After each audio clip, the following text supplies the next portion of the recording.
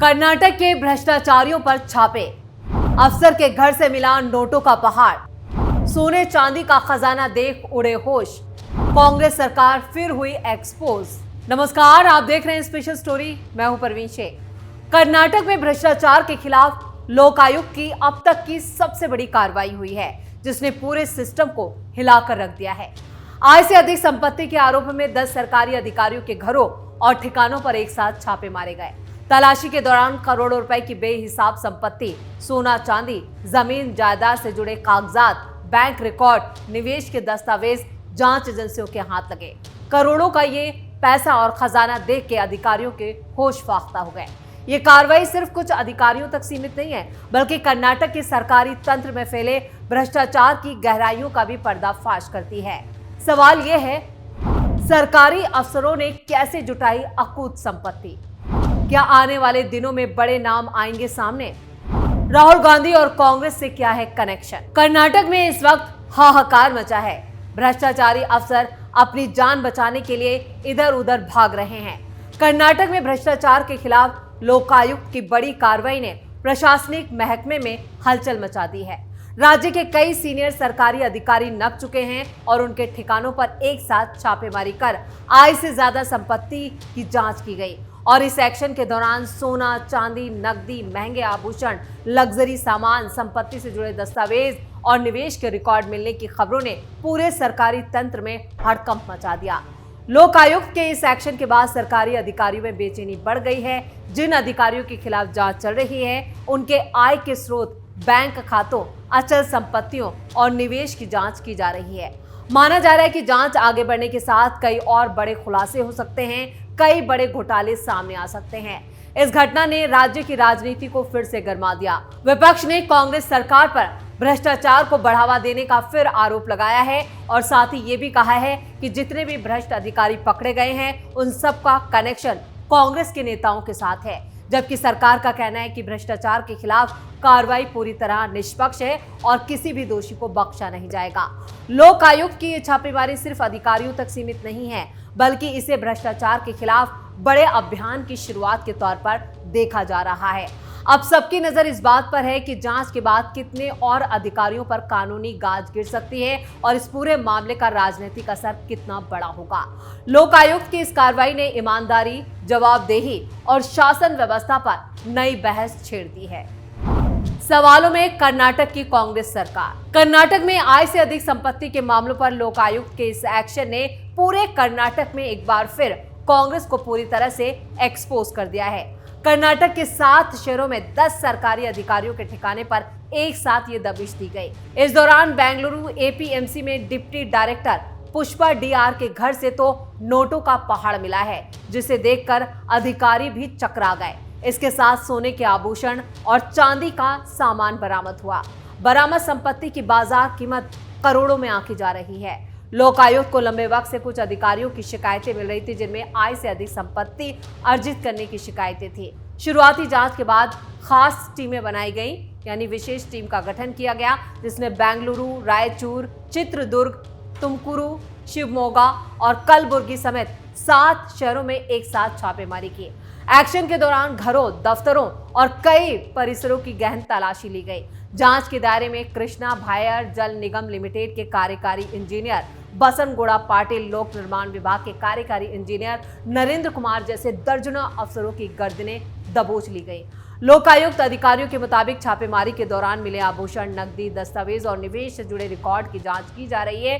यानी अभी ये सिर्फ जांच की जा रही है, लेकिन शुरुआती जो अनुमान लगाया जा रहा है कि जो चीजें बरामद हुई है उनकी कीमत जो है वो करोड़ों में है।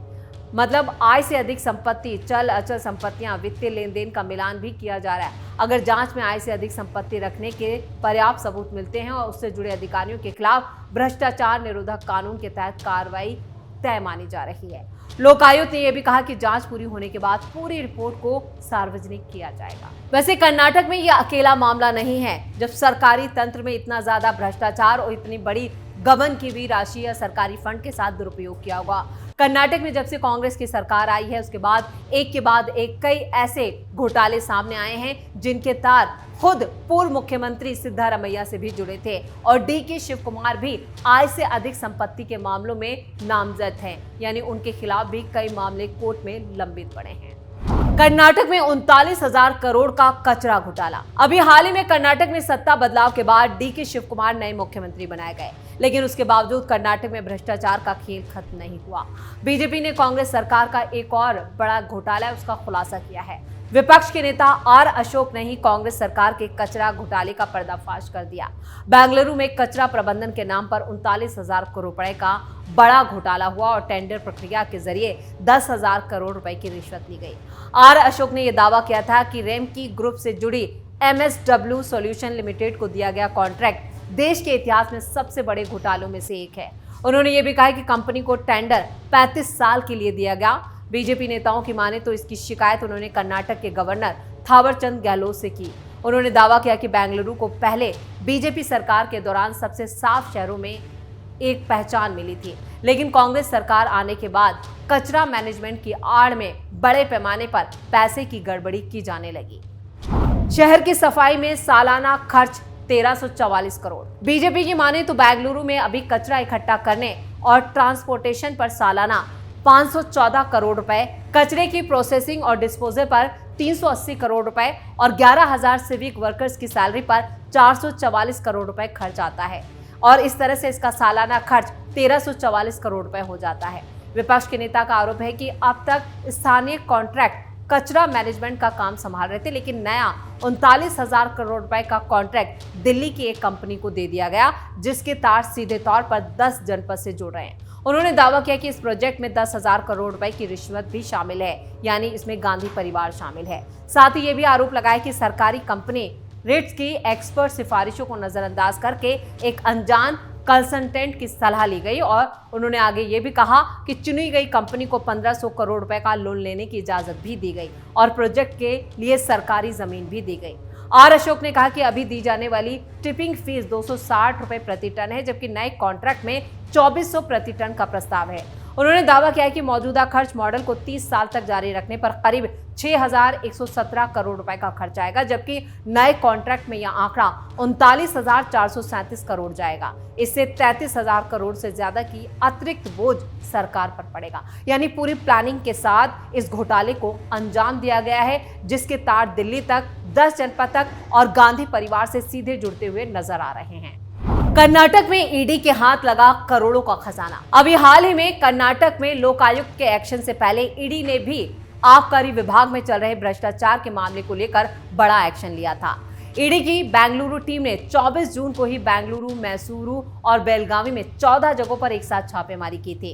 ये दबिश मनी लॉन्ड्रिंग कानून के तहत की गई। मामला कर्नाटक के लोकायुक्त पुलिस की FIR के आधार पर शुरू हुआ था। ईडी ने कर्नाटक के लोकायुक्त पुलिस के कर्नाटक उत्पाद शुल्क विभाग के सीनियर अधिकारियों और कर्मचारियों के खिलाफ दर्ज FIR के आधार पर ही यह ऑपरेशन चलाया था। आरोप है कि आबकारी विभाग के कुछ बड़े अधिकारी लाइसेंस जारी करने और रिन्यू करने के बदले मोटी रिश्वत वसूल रहे थे।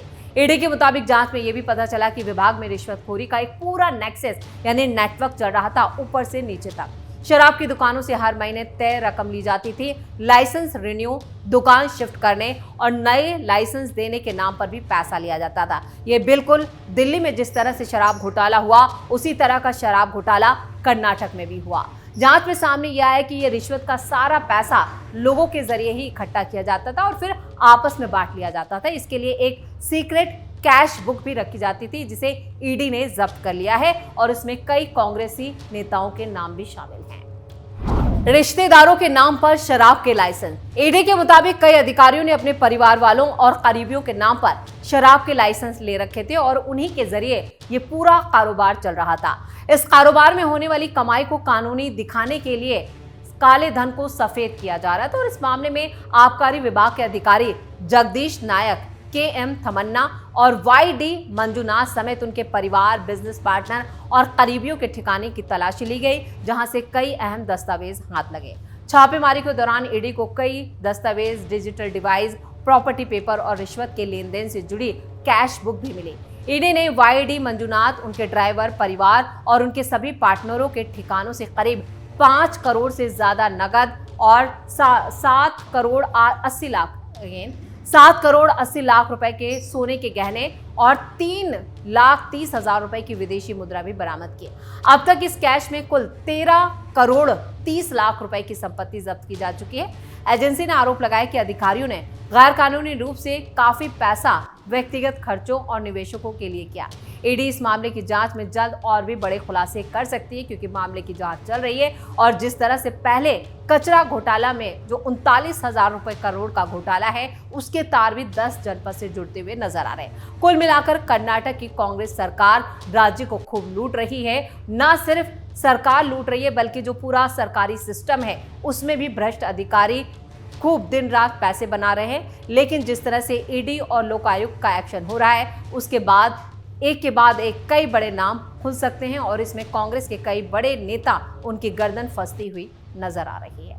तो स्पेशल स्टोरी में इतना ही। वीडियो कैसा लगा कमेंट करके अपनी राय जरूर दें। वीडियो को लाइक करें, शेयर करें और कैपिटल टीवी को सब्सक्राइब जरूर करें। धन्यवाद।